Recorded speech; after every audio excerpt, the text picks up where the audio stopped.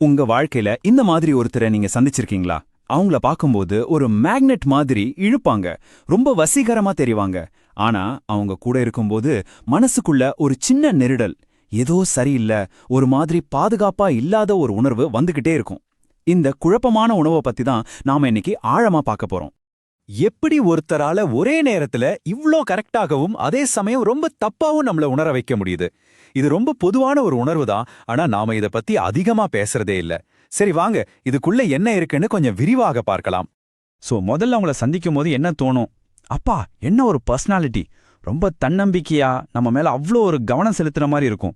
ஆனா அவங்க கூட கொஞ்ச நேரம் செலவழிச்சதுக்கு அப்புறம் பாத்தீங்கன்னா ஒரே குழப்பமா இருக்கும், மனசு சோர்வா போயிடும், எப்பவுமே ஒரு பதட்டத்தோட இருக்கிற மாதிரியே தோணும். இந்த முதல் உணர்வுக்கும் நீடித்த உணர்வுக்கும் நடுவில் இருக்கிற இந்த பெரிய இடைவெளி தான் இங்க நாம கவனிக்க வேண்டிய முதல் விஷயம். இதுக்கு பேரு தான் வசீகர மாயை. அதாவது நம்ம ஒருத்தரோட வெளிப்படையான பழப்பழப்ப பார்த்துட்டு அத அவங்களோட நல்ல குணத்தோட குழப்பிக்கிறோம். இது நம்ம மூளை இயல்பாவே செய்யற ஒரு சின்ன தந்திரம். வசீகரங்கிறது ஒரு திறமை. அது ஒருத்தர்கிட்ட பேச ஆரம்பிச்ச உடனே ஒரு இன்ஸ்டன்ட் கனெக்ஷன் கிடைச்ச மாதிரி ஒரு உணர்வை கொடுக்கும். ஆனா நம்ம ஒன்னு புரிஞ்சுக்கணும், இந்த உடனடி இணைப்பு அவங்களோட உண்மையான குணமா இருக்கணும்னு எந்த அவசியமும் இல்ல. சில நேரங்கள்ல அது நல்ல பயிற்சி செஞ்ச ஒரு நடிப்பாக கூட இருக்கலாம். அதே மாதிரி தான் தன்னம்பிக்கையும். பார்க்கறதுக்கு ரொம்ப நிலையான வலிமையான ஒரு குணமா தெரியும். ஆனா சில சமயம் அந்த தன்னம்பிக்கைக்கு பின்னாடி யாரை என்ன கேள்வி கேட்க கூடாது அல்லது எந்த கருத்து வேறுபாட்டையும் ஏத்துக்க முடியாதுங்கிற ஒரு இறுக்கமான கட்டுப்பாடு மனப்பான்மை ஒளிஞ்சிருக்கலாம். இன்னொரு முக்கியமான விஷயம் கவனம். நம்ம மேல அவங்க காட்டுற அந்த தீவிரமான கவனத்தை நம்ம உண்மையான அக்கறைன்னு நினைச்சுப்போம். ஆனா சிலருக்கு அது நம்ம நம்பிக்கையை சம்பாதிக்கிறதுக்கும் நம்மளை பத்தின தகவல்களை சேகரிக்கிறதுக்குமான ஒரு கருவியா இருக்கலாம். அப்போ கேள்வி என்னன்னா, இந்த பளபளப்பான வெளித்தோற்றத்துக்கு பின்னாடி உண்மையில என்னதான் இருக்கு?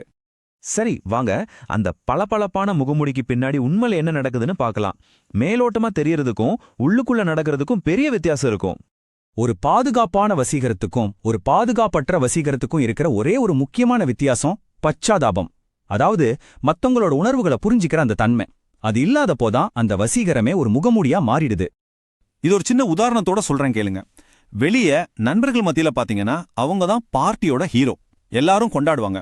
ஆனா வீட்டுக்குள்ள தனியா இருக்கும்போது தன்னோட துணை கிட்ட ரொம்ப உணர்ச்சி இல்லாம எதுக்கு எடுத்தாலும் குத்தம் சொல்றவங்களா இருப்பாங்க. இந்த பொதுமுகம், தனிப்பட்ட முகம், இந்த ரெண்டுக்கும் இருக்கிற வித்தியாசம் தான் நம்மள பயங்கரமா குழப்பிவிடும். இந்த மாதிரி ரெண்டு முகம் இருக்கிறதுக்கு பின்னாடி சில வடிவங்கள் இருக்கு. அவங்களோட அன்பு நிபந்தனைகளுக்கு உட்பட்டதா இருக்கும். அதாவது நீங்க அவங்களுக்கு பிடிச்ச மாதிரி நடந்தா மட்டும்தான் அன்பு கிடைக்கும். அவங்களோட இமேஜை பத்தி ரொம்ப யோசிப்பாங்க. நம்மள புகழ்ற மாதிரியே பேசி நம்மள கட்டுப்படுத்த நினைப்பாங்க. நம்மளோட தனிப்பட்ட எல்லைகளை மதிக்கவே மாட்டாங்க. இதுக்கெல்லாம் காரணம் என்னன்னா பாராட்டு, கட்டுப்பாடு, மத்தவங்கள விட ஒரு படி மேல இருக்கணுங்கிற எண்ணம் தான். சரி, இதனால நமக்கு என்ன மாதிரியான உணர்வுகள் வருது? உங்க மனசுல வர்ற குழப்பம், உங்க மேலே வர்ற சந்தேகம், இதெல்லாம் ரொம்பவே நியாயமானது. உங்க உள்ளுணர்வு உங்களுக்கு ஏதோ சொல்ல முயற்சி பண்ணுது. இந்த ஒரு வரி போதும் இந்த உறவுகளோட தாக்கத்தை புரிஞ்சுக்க. நான் என்ன புரிஞ்சுக்கிறத விட அவங்கள புரிஞ்சுக்கிறதுக்கே நேரத்தை செலவு பண்ணிட்டேன். யோசிச்சு பாருங்க, நம்மளோட முழு ஆற்றலும் அவங்க ஏன் இப்படி இருக்கிறாங்கன்னு ஆராய்வதிலேயே போயிடும். பொதுவா இந்த குழப்பம் ஒரு 4 கட்டமா நடக்கும். முதல்ல அவங்களோட கவனத்தால நாம திகச்சு போயிடுவோம். வாவ், நம்மள எவ்வளோ ஸ்பெஷலா பார்க்கறாங்கன்னு தோணும். அப்புறம் மெதுவா ஒரு சின்ன பதற்றம் ஆரம்பிக்கும். அடுத்த கட்டத்துல நம்ம மேலேயே நமக்கு சந்தேகம் வரும். ஒருவேளை தப்பு நம்ம மேலதானோன்னு யோசிப்போம். கடைசியா அந்த உறவே நம்மள மொத்தமா சோர்வடைய செஞ்சிடும். இது உங்க தப்பு இல்ல, இது இப்படித்தான் நடக்கும். இது ரொம்ப ரொம்ப முக்கியமான ஒரு பாயிண்ட். உங்க மூளைக்கு காரணம் புரியறதுக்கு முன்னாடியே உங்க உடம்புக்கு புரிஞ்சிடும். என்னே தெரியாம ஒரு பதட்டம், அவங்க கூட இருக்கும்போது நிம்மதியா இருக்க முடியாத ஒரு உணர்வு, இதெல்லாம் ஏன் வருதுன்னா அவங்க சொல்றதுக்கும் செய்யறதுக்கும் சம்பந்தமே இல்லாதத உங்க நரம்பு மண்டலம் கண்டுபிடிச்சிடுச்சு. அது உங்களுக்கு அனுப்புவோம் ஒரு எச்சரிக்கை மணியாது. சரி, இதுலேருந்து வெளியே வரத்துக்கு ஒரு புதிய வழியை பார்ப்போம். ஈர்ப்புக்கும் நம்பிக்கைக்கும் இருக்கிற வித்தியாசத்தை நாம தெளிவா புரிஞ்சுக்கணும். இங்க பாருங்க, வசீகரங்கிறது ஈர்ப்ப உருவாக்குது. எப்படின்னா, நல்லா பேசுறது, நம்ம மேல தீவிர கவனம் காட்டுறது, நம்மள புகழ்றது, இதெல்லாம் வேகமா நம்மள ஈர்க்கும். ஆனா உண்மையான பாதுகாப்பு அப்படி இல்ல. அது காலப்போக்குல தான் தெரிய வரும். அவங்க எவ்வளோ நிலையா இருக்காங்க, மத்தவங்க உணர்வுகளை மதிக்கிறாங்களா, தப்பு செஞ்சா பொறுப்பேத்துக்கிறாங்களா, நம்மளோட இல்லைங்கிற வார்த்தைக்கு மதிப்பு கொடுக்கறாங்களா, இதெல்லாம் தான் உண்மையான பாதுகாப்போட அடையாளங்கள்.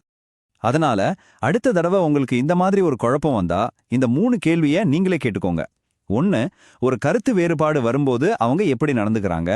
2 அவங்க கூட இருக்கும்போது நான் நானா இருக்க முடியுதா இல்ல என்ன நானே சுருக்கிக்கிறேனா?